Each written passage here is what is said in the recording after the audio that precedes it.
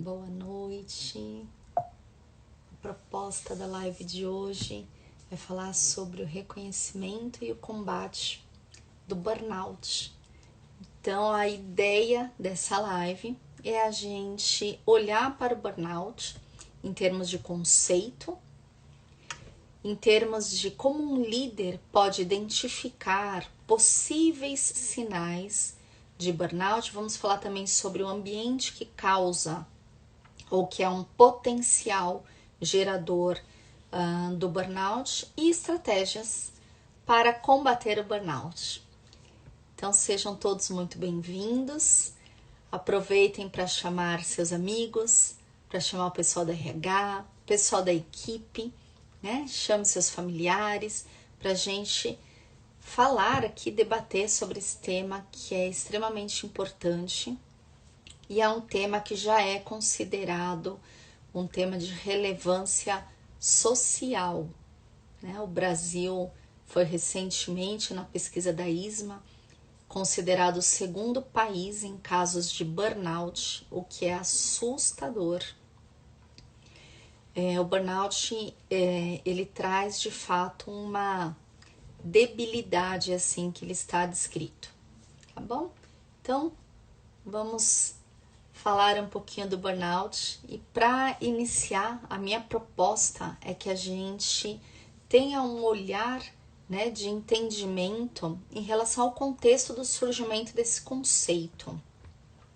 Ele parece um conceito novo no sentido de que, principalmente, né, pós-pandemia, nós estamos ouvindo com uma frequência muito maior este termo, mas ele não é um termo novo, né? Esse termo ele surge em 1974 e ele surge para nomear, né, o esgotamento típico de algumas profissões. Na época, de profissões como profissões da área da saúde, da área do cuidado em geral.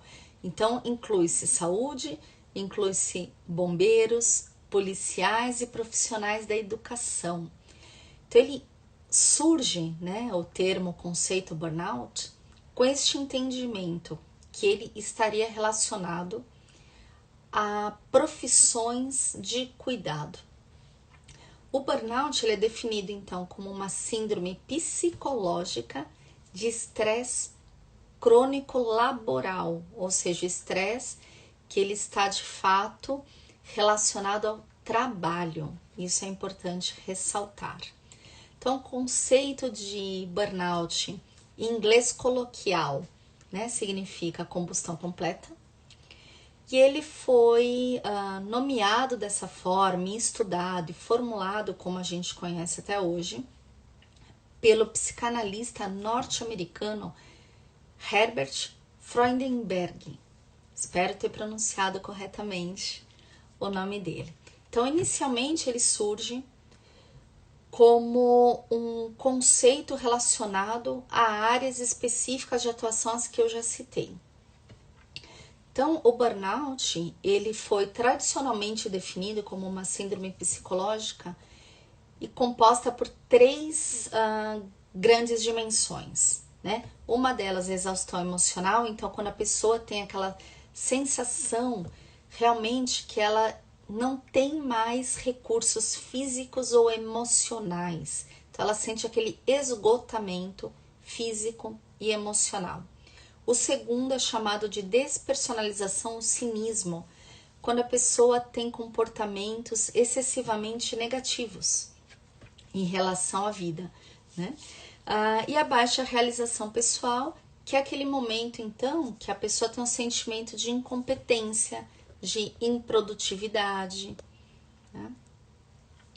Então, o conceito ele surge dessa análise de esgotamento relacionado a determinadas profissões, né? Então, profissões específicas, e esse conceito ele pode ser revisto a partir da criação de uma ferramenta de um inventário conhecido como MBI. Esse inventário ele surge em 1978 a partir de estudos científicos Então é o primeiro inventário para diagnosticar o burnout e ele está, né, e é uma ferramenta comprovada cientificamente. E a criação dessa ferramenta foi extremamente importante, porque a partir dela pôde-se compreender que o burnout ele não está relacionado a áreas de atuação específicas, como se pensava inicialmente, né? Nas áreas de atuação relacionadas a cuidado. Não, ela está relacionada diretamente à relação trabalho e trabalhador. Então, essa ferramenta, esse inventário foi de suma importância para a ampliação do conceito do burnout, do entendimento do burnout. E como identificar, então, quando uma pessoa está com burnout, né? Seja você mesmo, ou seja algum membro da sua equipe, ou um colega de equipe, um par. Né? Então, os sinais mais comuns, né? Eu vou trazer aqui, mas antes eu queria até também comentar que é importante que essa observação, essa identificação de sinais, ela seja feita se para com você a partir da autoobservação, se para com o outro a partir da observação de comportamentos e relatos de colegas de trabalho ou você se auto-observando. Né? Alguns alertas que são importantes observar em relação a possíveis sintomas do burnout. São cansaço excessivo, sentimento de incompetência, né? Alteração de humor repentina, isolamento. Então a pessoa prefere ficar isolada, né? E é uma pessoa que você conhece, que é uma pessoa que gosta do convívio social, que gosta de falar, mas você vem percebendo que ela tem se isolado, então é um ponto de alerta, né? A percepção de fadiga, como que você pode ouvir dos colegas, né? Um comentário ou comentários frequentes de cansaço, de que está exausto, de que está estressado, né?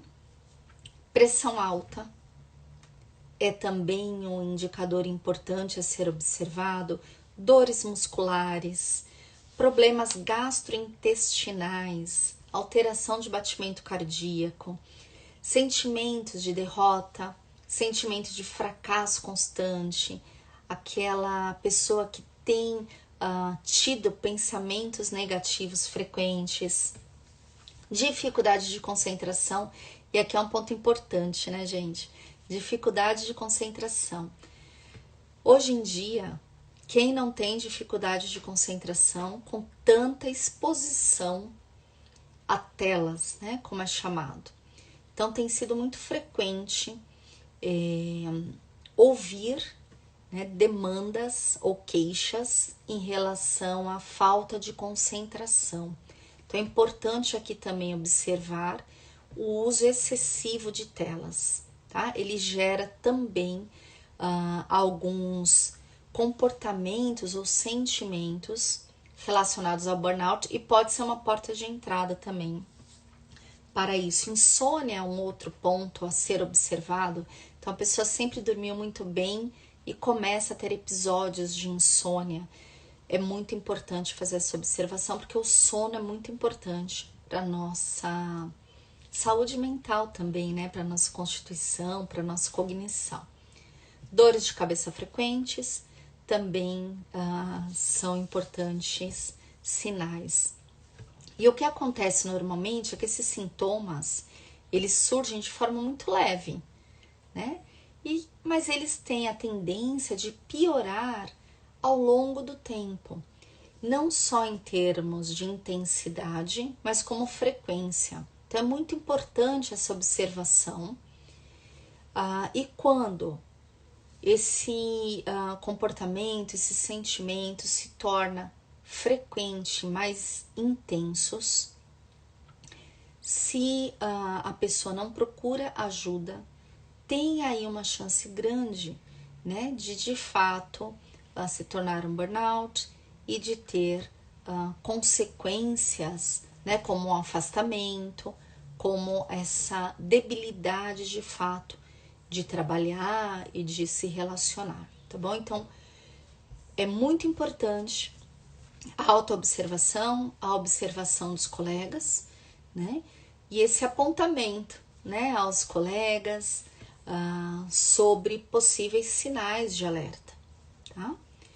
Então, quais são os primeiros sinais que os líderes podem observar como sinais potenciais de alerta de casos de burnout na sua equipe, né?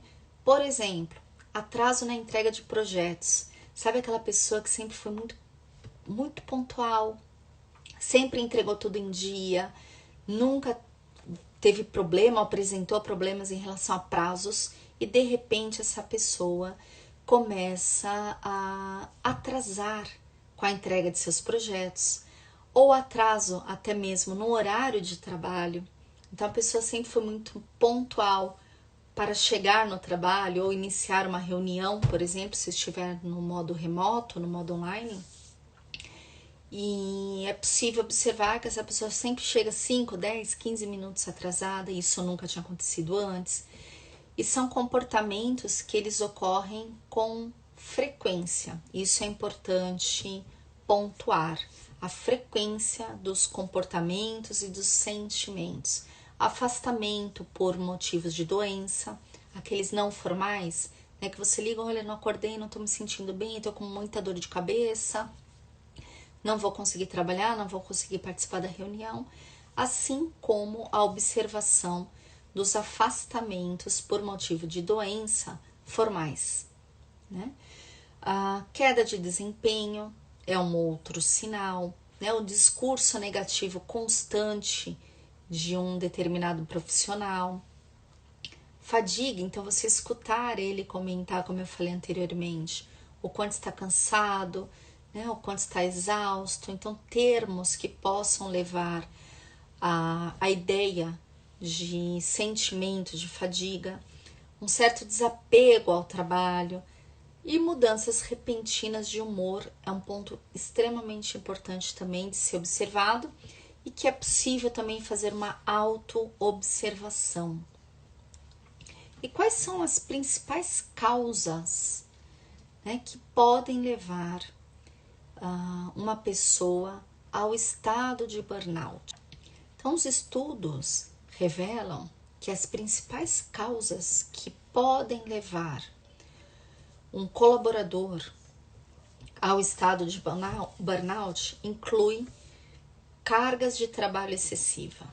Então, principalmente no cenário atual de trabalho remoto, né, desse trabalho em que as pessoas estão trabalhando de casa, houve um aumento dos casos de burnout, porque aqui tem um ponto importante quando a gente fala de carga de trabalho excessiva. Quando nós trabalhamos, né, de forma presencial, nós temos alguns rituais, né? Então, você levanta, toma o seu café da manhã, toma o seu banho, enfim, se troca e você sai de casa. Então, você tem um horário específico para sair de casa e você passa um período no trajeto, né? Seja conversando, seja caminhando, seja, enfim, lendo algo. Se você está no ônibus, é possível que você faça a leitura de algum material. Então, a gente tem esse período. Quando se está trabalhando em casa, esse período ele não existe, né? Assim como do almoço. Quantas reuniões eu não tenho participado e eu vejo pessoas, parceiros ou colegas em reuniões, durante a reunião, fazendo a sua refeição, o seu almoço, né? E quando você está no presencial, você normalmente sai para almoçar. Então, é um momento em que você caminha, é um momento que você conversa com outras pessoas, né? Eventualmente tem uma televisão ligada e você assiste alguma coisa na televisão, então você desliga um pouco daquele período de trabalho, né? O trabalho ele não é contínuo, ele tem essa pequena quebra, né? E no horário de saída é a mesma coisa, né? Então a pessoa desliga o computador e ela sai, ela vai para casa dela. No trabalho remoto, não existe essa separação. Então, a carga de trabalho excessiva, ela se apresenta de uma forma muito mais profunda, porque as pessoas não estão fazendo uma boa gestão de tempo, né? Então, isso também é importante ser olhado e é uma das causas do burnout. A outra causa do burnout revelado em pesquisas é a falta de controle. A falta de controle, ela está relacionada, por exemplo, à falta de autonomia, à falta de controle da própria agenda. Quantas vezes eu já não ouvi as pessoas falarem, eu não consigo fazer minha agenda, a minha agenda não é minha, né? Eu fico na agenda sempre dos outros. Então, por exemplo, né? Tem cliente, então quem faz o atendimento autônomo, e aí o cliente avisa em cima da hora que não vai comparecer, ou que precisa mudar de horário, ou enfim, e quando esse profissional não tem regras claras, de acordos claros, torna mais possível disso acontecer, né? E esse é um fator que está relacionado a riscos para o burnout. Outro ponto importante de mencionar são recompensas insuficientes, então as recompensas que não estão claras, que não seguem uma regra pré-definida, então políticas de RH são extremamente importantes que existam e que sejam claramente declaradas, né? Falta de equidade, ela também é um ponto importante que está relacionado a possíveis causas do burnout, tá? E também consta, né, quando você tiver interesse de dar uma olhadinha em relação à lista, né, de doenças do trabalho, lá consta também como um possível agente, um fator que pode causar o burnout, também consta lá a questão da equidade, tá? Outro ponto são valores conflitantes. Então, os valores conflitantes são valores pessoais, quando seus valores pessoais não estão aderentes ou de acordo com os valores organizacionais. Então, há uma quebra desses valores. Quantas vezes, né, a gente já não ouviu falar que os profissionais eles são contratados por questões técnicas e demitidos por questões comportamentais? Tenho certeza que você que está aqui com a gente já ouviu falar sobre isso, né? Ou você mesma já disse isso, né? Ou já ouviu falar isso, ou sabe que isso é muito comum da gente ouvir. O que isso significa, né? Essa demissão por comportamento? Significa que os valores não estão ajustados, os valores não estão aderentes, o valor do colaborador e com o valor organizacional, o valor da empresa. Então, quando a gente ouve que um profissional ele foi demitido por questões comportamentais, a gente está falando que o comportamento que aquela pessoa teve em um determinado momento não era adequado, não era aceito, não era permitido àquela empresa. Ou seja, os valores não condiziam, né? Então, resumindo, as principais causas do burnout no ambiente de trabalho: carga excessiva de trabalho, falta de controle, recompensas insuficientes, então regras não claras, falta de equidade e valores conflitantes. Como que a gente está até aqui? Como que vocês estão? Estamos juntos? Então, vamos falar um pouquinho sobre estratégias de prevenção e de intervenção. Então, muito importante quando a gente fala de intervenção, a gente pensar que a intervenção ela deve ser desenhada sempre a partir de um diagnóstico, tá?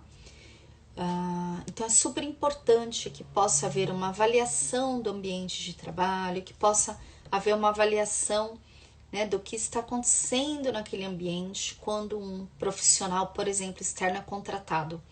Né? Essa fase de diagnóstico é extremamente importante. Eu sei que muitas organizações têm também, né, passado por um momento de ansiedade quando faz uma determinada contratação, porque quer resolver, né, que é logo a solução. Mas a solução, ela só é possível, uma solução eficaz, só é possível a partir de um diagnóstico bem feito, a partir de um diagnóstico bem elaborado, estudado, né, diante de todas as condições de sigilo, né, que é extremamente importante de ser pontuado, e também de condições de análise de informação. Tá? Então, isso é super importante comentar. O ideal é que, então, a partir deste diagnóstico, as intervenções sejam planejadas de forma estratégica, né? E de forma contínua, porque a construção de um ambiente de trabalho seguro psicologicamente, saudável, então aquele trabalho, aquele ambiente que ele é propício à saúde mental, né? Ele é possível se ele for um ambiente construído continuamente. É um trabalho diário. Muitas pessoas pensam que a contratação ela acontece, né, para alguma intervenção pontual e pronto, está estabelecido e está ótimo. Mas não é assim que funciona, né? Preciso de um trabalho contínuo, né? Então, algumas possibilidades a partir de um diagnóstico muito bem feito, né? E aí, então, as intervenções elas serão definidas e determinadas a partir deste estudo, né? A partir deste levantamento, e não serão as mesmas para todas as empresas, porque cada empresa tem a sua característica específica, tem a sua necessidade específica, né? Tem as suas políticas de recursos humanos, tem a sua cultura. Tá? Então, algumas possibilidades de intervenção são modelagem de cultura, se houver necessidade, né? Revisão de políticas de recursos humanos, programas de desenvolvimento dos líderes. Né? A gente ainda tem alguns cenários em que se acredita que o líder, ele é o líder nato, né? Então ele é um excelente líder técnico, portanto ele será um excelente líder de pessoas, e não é assim que funciona, são caixinhas diferentes, né? E é super possível, e até, né, minha recomendação é essa, né, que se treine, né, que se invista em programas de desenvolvimento destes líderes. Tá? Medidas de apoio ao equilíbrio entre trabalho e vida pessoal. Por exemplo, né, projetos que apoiam, por exemplo, a atividade física, projetos, né, que apoiem ou incentivem, né, o horário de trabalho, que ele seja, né, então, definido, então que não tenha aquela ligação 10, 9 horas da noite, a não ser que seja o horário de trabalho. Né?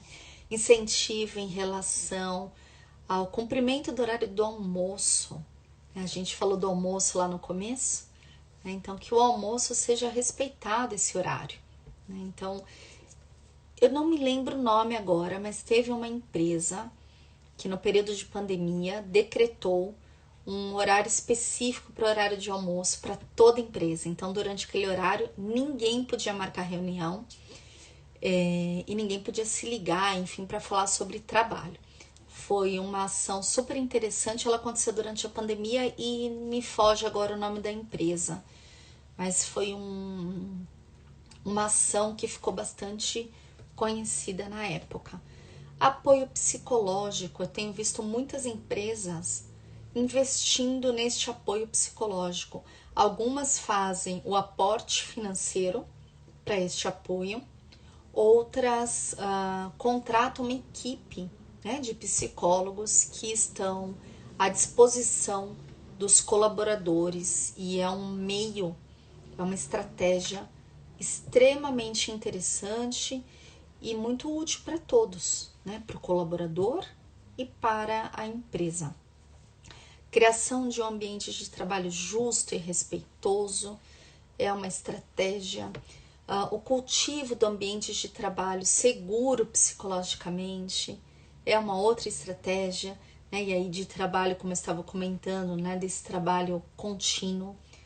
Ter regras claras é fundamental, as políticas, né, de trabalho claras, estratégias de combate ao assédio e à discriminação, que a gente tem ouvido mais recentemente sobre esses projetos e ações, né, em relação ao combate de assédio e discriminação, o que é muito bom, né, trazer a consciência para tanto os colaboradores quanto para as empresas. E nesse tema de assédio, quem tiver interesse, uma das lives, né, então a gente hoje está na 19ª live, uma das lives, que eu não vou me lembrar o número agora de cabeça, eu trouxe aqui o Fernando Cachan e nós fizemos um debate sobre o assédio no ambiente de trabalho. Então, quem tiver interesse nesse tema, pode ir lá no YouTube da Coaching for Action e poderá assistir a live na sua íntegra sobre assédio. Neste mesmo tema, sobre assédio, eu recebi um convite da revista Coaching Brasil para coordenar um dossiê que saiu em março, se eu não estou enganada, ou março, abril, mas acho que foi março. E eu fiz a coordenação desse dossiê chamado assédio. Então, eu convidei alguns colegas para a gente escrever, então cada um escreveu o seu artigos sobre este tema. Está bem interessante, então também quem tiver interesse, basta entrar no site da revista Coaching Brasil e procurar pela edição 131, tá bom? Lá vocês também poderão então encontrar um dossiê que foi coordenado por mim sobre assédio, tá bem interessante, vale a pena.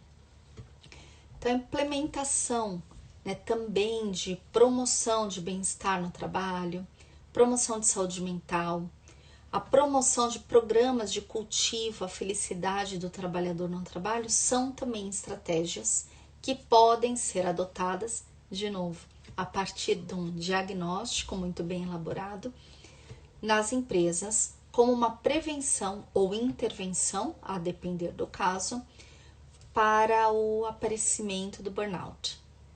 Incentivar também práticas de mindfulness, né, atividades físicas que eu já falei, propostas de desenvolvimento em grupo, como coaching de grupo, por exemplo. Ele pode ser também uma estratégia, né, onde as pessoas têm um espaço seguro para falar, para se desenvolverem. Né? Para o colaborador, então nós temos, né, o burnout trazendo esse olhar, então, para o ambiente de trabalho, né? Então eu trouxe até aqui as causas, né, do aparecimento, do surgimento do burnout, trouxe os principais sinais, né, de potenciais burnout, como os líderes podem fazer esta observação mais de perto e fazer também, ter, né, como um ponto de alerta de determinados comportamentos, determinados sentimentos que eles escutam em termos de relato. Trouxemos, então, já algumas estratégias, né, para prevenção ou intervenção de burnout. Então, sejam todos muito bem-vindos. Quem entrou aqui agora, espero que esse resumão tenha auxiliado, né, para dar uma visão de onde nós estamos no tema sobre burnout. E fique à vontade se vocês quiserem contribuir, né, com algum comentário ou alguma pergunta, ou alguma afirmação, são muito bem-vindos, todos muito bem-vindos. E fiquem à vontade de colocar aqui no chat. Então, algumas estratégias que o colaborador pode adotar no combate ao burnout. Então, nós já olhamos, né, para estratégias que a empresa pode adotar e o colaborador ele também pode adotar algumas estratégias que são importantes para a prevenção do burnout. Então, como colaborador, ele pode, ou você pode, utilizar da regulação emocional, como, por exemplo, a meditação da atenção plena, né? Ela ajuda a fazer essa regulação emocional, uma respiração profunda, ela ajuda a acalmar o sistema nervoso e isso te ajuda a retomar, né? Então fazer essa regulação emocional, ela te tira de uma intensidade e também de duração de estresse, né? Então ela vai te tirar deste momento, né? Se você puder usar, por exemplo, uma respiração profunda. É importante também, né, e aí como uma outra estratégia que o colaborador pode utilizar e que eu também já comentei um pouquinho do olhar da organização, mas agora olhando para enquanto colaborador, fazer pequenas pausas ou como é conhecido, micropausas ao longo do seu dia de trabalho, né? Então, 5, 10 minutos. E também a gente já tem essa comprovação por estudos científicos de que 5, 10 minutos de pausa ao longo do dia, né, normalmente a cada 2 horas, é o que a gente tem em relação a estudos, né, que essas micropausas elas são extremamente eficazes no combate ao estresse, né?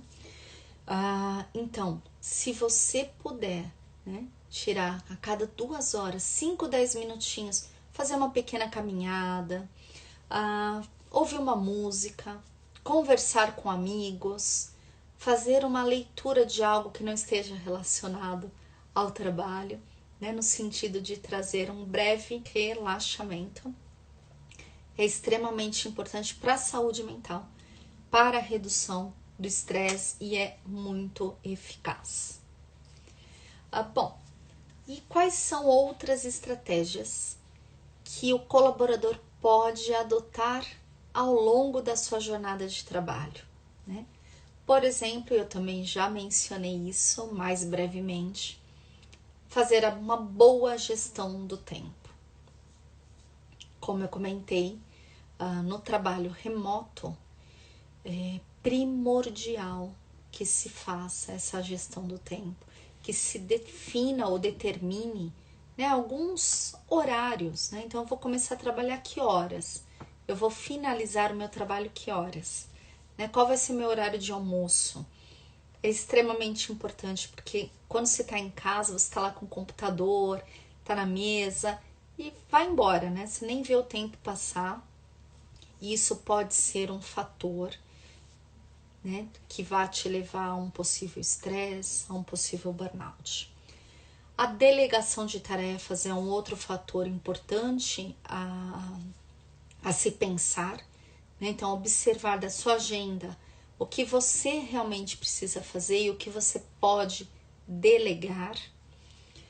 Participar de atividades com colegas, com amigos, com familiares, né? Então, promover eventos sociais é extremamente importante. Buscar um hobby, buscar alguma coisa que você gosta de fazer, não necessariamente para ganhar dinheiro, por isso é um hobby, para tirar você um pouco do trabalho neste sentido mental, né? Então, como de fato uma ferramenta de relaxamento, né? Fazer atividades físicas regulares é extremamente importante. Cultivar um grupo de apoio. Nossa, como é importante grupos de apoio, né? Evitar o consumo de bebida alcoólica, de drogas, porque eles alteram as condições mentais. E isso é uma recomendação que a gente tem também em muitos estudos. Se afastar de pessoas que tenham discursos negativos, né? Ou se você conhece essa pessoa e ela recentemente está com esses discursos, estender sua mão, né? E verificar com ela mais de pertinho como você pode contribuir. E buscar ajuda, se for necessário. Então, se você percebe que estes, né, sentimentos de fadiga, né, sentimentos de cansaço extremo, que você já abriu mão do seu trabalho, né, e todos os sinais que a gente já começou aqui no início dessa live, procure ajuda, né? O primeiro passo, ele pode ser com um amigo, com um familiar, com alguém que você tem uma certa intimidade, com quem você se sente à vontade para comentar, né, o que você vem observando em termos de mudanças, de alterações, enfim. Mas o passo seguinte, o ideal é buscar um profissional da área, né, buscar um psicólogo, um psiquiatra, que vai poder te ajudar de uma maneira profissional e identificar, né, o momento em que você está, fazer, né, a gente falou do diagnóstico organizacional, esse diagnóstico pessoal, ele é tanto quanto extremamente importante e relevante. Então, busque um profissional da área sempre que for necessário, né? Alguém gostaria de fazer algum comentário até aqui? A gente está se dirigindo ao finalzinho da live. Não sei se alguém gostaria de fazer algum comentário, fazer alguma pergunta. E eu já quero também aproveitar, né, para agradecer a presença e a participação de cada um de vocês aqui na live. E convidar para na próxima semana a gente estar juntos aqui novamente. Eu vou falar sobre estresse no ambiente de trabalho. Estresse é um tema que... Estresse no trabalho, né? O estresse ocupacional. É um tema que eu estudo há 24 anos. Ele foi tema do meu trabalho de conclusão de curso da universidade, da formação de psicologia, lá em 2000 me formei em 2002. E naquela ocasião, né, eu fiz com uma colega de turma e nós fizemos um estudo extremamente importante, profundo. A gente se aprofundou bastante no estudo do estresse ocupacional do médico da saúde pública. Então, como eu comentei aqui no início da live, o burnout ele surge em 74 com um conceito, né, do esgotamento pelo trabalho, né, mas direcionado aos trabalhos relacionados ao cuidado, um deles a área da saúde. E o nosso trabalho foi exatamente do estresse ocupacional em médicos da rede pública. Então, na próxima semana, eu vou trazer o tema sobre estresse no trabalho. Estão todos convidados, né, para estarem aqui novamente, para a gente fazer esse bate-papo também em relação ao estresse. Lembrando que o burnout lá no início, né, então a gente trouxe aqui, em termos de conceito, né, ele vem trazendo esse conceito do estresse ocupacional, né? Ele está dentro dessa linha do estresse ocupacional, tá bom? Então, eu queria agradecer a presença de cada um de vocês aqui hoje, a participação novamente e espero vocês na próxima semana. Um abraço, uma boa noite a todos.